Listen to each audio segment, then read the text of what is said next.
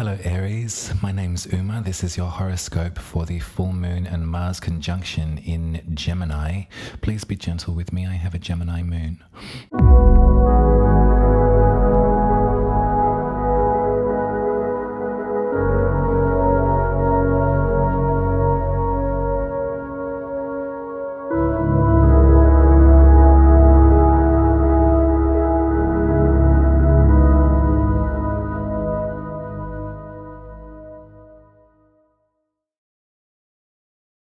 Hello Aries, welcome back.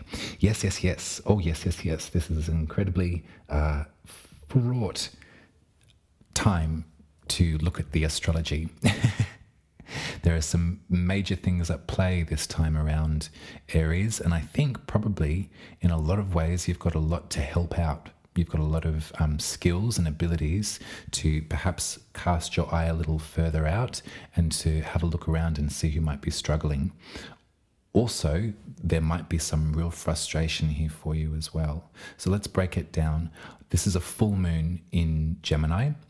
This is happening on Thursday, the 8th of December at 8 minutes past 3 p.m. if you're in the Southern Hemisphere with me. So the 7th of December will be the great time to activate and to do your magic with this moon. But let's think about Gemini. Gemini is an air sign, a sign of conversation. Gemini represents the twins, duality, this and this. There's an interaction in the minds of Gemini. There's an absorption of information and there's a sharing of that information too. There's conversations around truth. There's conversations around all manner of different things, but the ability to absorb intelligence and to share it in that conversation of Gemini.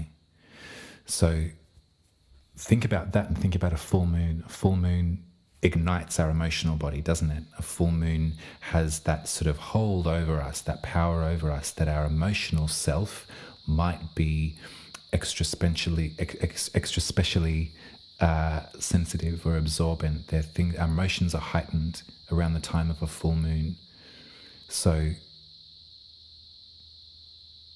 emotional conversations, that could be something that sort of comes up, a heightened feeling of needing to express how you've been feeling to other folks. And in that sort of frenetic pace too, the words might be just sort of on the very tippy tip of your tongue, willing to get out, yearning to get out. That's enough, isn't it? That's a big experience, and you'll probably from now on remember that whenever there's a full moon in Gemini, you'll think to yourself, oh yeah, okay, so I've got things to say. Got lots of things to say. In conjunction with this moon, so at 16 degrees of Gemini, is Mars. Now Mars, you know very well, Mars is your talisman, your guide forward, isn't it? Mars is an activator. Mars is quick, moving, direct, confident, virile energy in a planet. Mars only takes 2 years to go around complete the zodiac. That's very quick in terms of the other planetary bodies. They love to charge forward. They love to move through. They express themselves through passion and through conviction. Great stuff. And great stuff to imbue your sense of self, your soul purpose, with a tool and an understanding that if I'm an Aries rising, well, I tell you what, that's just in me. If I'm an Aries sun, that's my very way of being. That's the thing that's brightest about me, is my confidence and my ability to make the next step or climb the next mountain or lead the charge in some way. Mars is retrograde at this time. So when I say retrograde, think about two cars going in the same direction, but then one is a little quicker. And so it looks as though that car is all of a sudden driving backwards. We know that it's not. We know it's still moving forwards. But from our perspective, it looks as though Mars is moving backwards because of the speed of which we are both moving around the sun. And so in astrology, in the spirituality of that concept, when a planet is retrograde, it's almost like reins on a horse. It's like a whoa kind of feeling. And we know who doesn't like to be slowed down. and that's Mars, right? We know that that's very difficult to do. And so there's a frustration that is dragging its feet back, is dragging Mars back through Gemini, back through this conversationalist, back through this chatter of the mind. And so with that frustration might come aggression, might come a bit of rage. Rage is healthy. Aggression is healthy. I think when you consider the global reach of communication at the moment, when you consider the way that folks are interacting and the news stream that we are experiencing right now, and the different revolts and revolutions in terms of even platforms of communication. Twitter might be a really good example of that. I don't have a Twitter, I've never tweeted. But you can understand what I mean. We've experienced that sort of usurpation of something quite domineering, Mars, over a form of communication, Gemini, for all of us. So in your experience, Aries, I think that at this lunation, it might be really great for you to harness some of that Mars energy, some of that fire that you're so good at, and make sure that you don't set the house on fire. Let's look at the tarot for this as well, because it might paint a little picture, and you might also, probably in some ways, might be able to identify with this too, Aries. But the way that I read the zodiac and incorporate the tarot is from the Hermetic Order of the Golden Dawn. It was an esoteric school of philosophy that existed in the 1800s, and it was an underground secret magical society. And actually the woman that drew the tarot that probably a lot of us are most familiar with was Pamela Coleman Smith, and she belonged to this particular school of esoteric thought. So in her illustrations, there's a lot of information on the zodiac present in these drawings. The tarot card for the second decan, so the middle bit of the Gemini wedge, which is where this lunation is taking place, which is where the moon and Mars are at the time of this full moon. And also the tarot card for Mars in Gemini is the Nine of Swords. And so this is a very difficult energy to work with when it comes up in a reading or when it shows up in one's experience of life. You can see the swords, you remember, they represent thoughts, okay? They represent information. They represent, in this card, repetition of thought. There's an anxious brain. There's a person that can't sleep at night in this card. They're racked with either guilt or fear or worry about the past, and they're terrified of what's to come in the future. They have no access to a sense of grounding and a limitation and a realization that all they have is this moment. They're not here. They're dissociated to the max. And so you can see that in this drawing, at this point in the zodiac, this tarot card, this experience that we might be going through right now as a group is a difficult one to climb down from.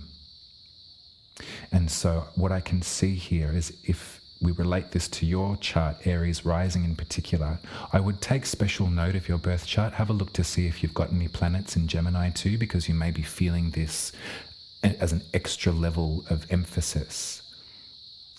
But for Aries rising, Gemini rules your third house, which is how we find language and how we learn to communicate. So I wonder if there is things that are banking up for you at the moment, Aries. There might be a bit of guilt or fear or worry or lamentation of the past. There might be terror for the future. There might be frustration with your experience right here, right now. You might find yourself in a place that you'd rather not be. And I think I can say this because I cast my mind back to what else has been going on over these last months for you. And it has been not without its difficulty, right? So in this way, in this idea of Mars energy in Gemini, we can see how that barrage, that barrage of repetitious thought is a difficult cross to bear. And for the individual that's suffering that, they have no energy, no power, but to simply exist in that space. One way of describing depression is kind of like it's an experience of drowning. I don't know if you've ever suffered from depression, Aries, but a really great way to articulate it, other than the Nine of Swords, is an experience of being underwater and being able to see the surface, folks that perhaps exist above the surface of that water, folks that are looking down at you in that water, but having no faculty over yourself, but to keep treading water, to keep swimming. There's interactions around you can become so blunted and so blinding. You can become so blind to them that you can't feel, you can't taste, you can't exist in a 3D sense. And in a lot of ways, that can be quite frustrating for folks that are witnessing this happen to somebody. This repetition is a cycle that we need to find active strategies to set down. And rather than a compulsion to rage, rather than an outburst, rather than anger in word, there's different strategies that we can find in order to help ourselves with this. I don't know if you've been suffering from something like that or you have in the past, Aries, but you can understand perhaps how I describe this to you in a way of understanding that fire and direction and forward movement aren't always accessible, especially when the Nine of Swords shows up in a reading. If you are in a Nine of Swords moment yourself, Aries, I'd thoroughly encourage you to seek professional help, to reach out and speak to a therapist. I think that that's very, very important. And a great strategy you'll find in a Gemini sense of conversation in a safe space with a trained professional, that you can allow some of this out as well.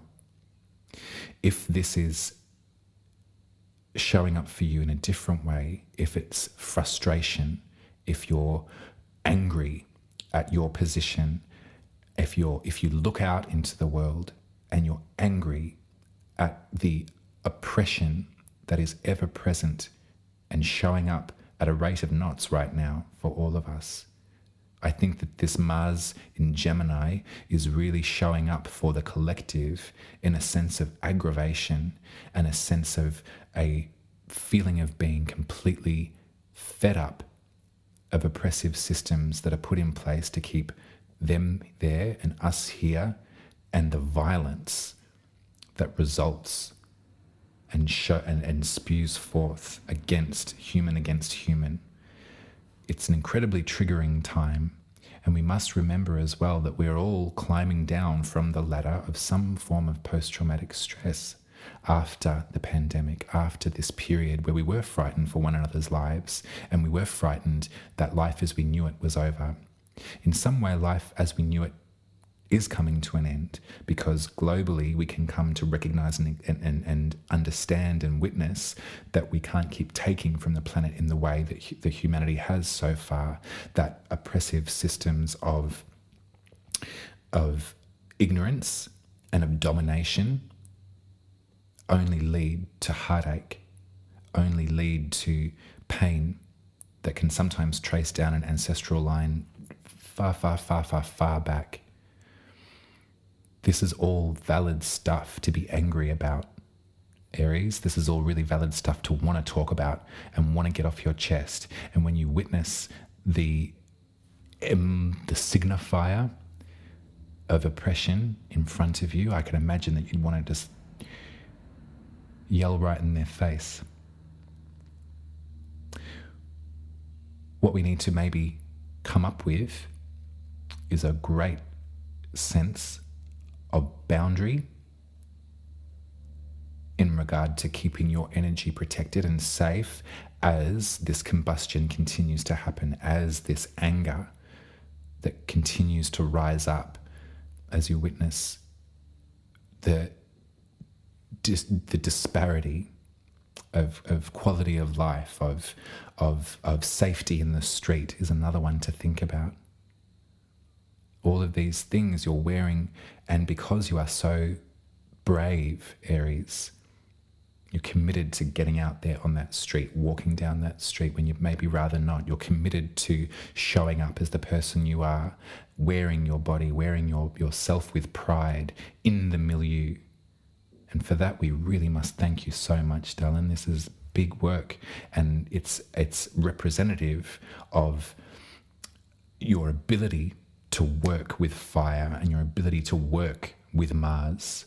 So perhaps at this lunation, at this full moon in Gemini, as all of this stuff is bubbling to the surface and affecting us in many different ways, and that conversational quality of Gemini is reaching that fever pitch, I think there would be a really great moment for you, Aries, to own and reclaim your your control and skill when working with Mars and all that energy might represent.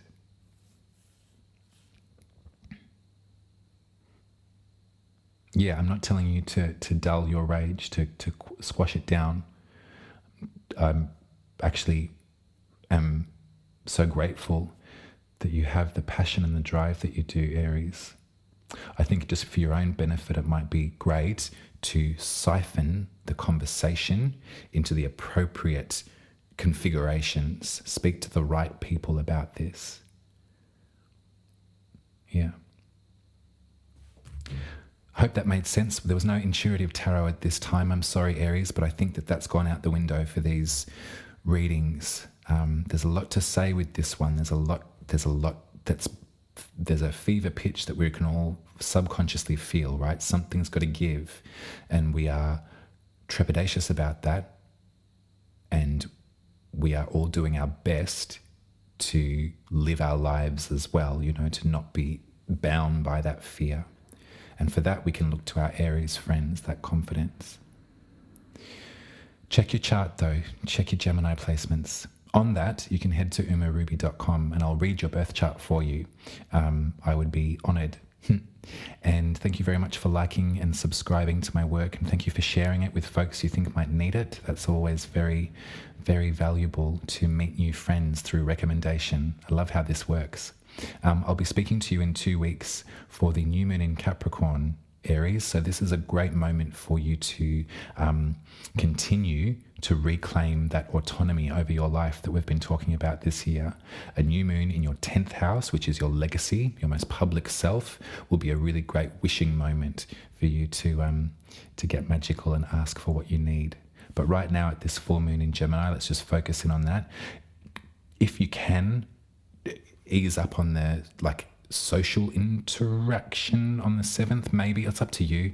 But just remember that this fire moon, this anger is universal. Everyone will be feeling this in some way, dependent on their chart and dependent on how they, what tools they have to regulate. Yeah. All right, I'm off. I love you, Aries, and I'll speak to you in 2 weeks. Bye.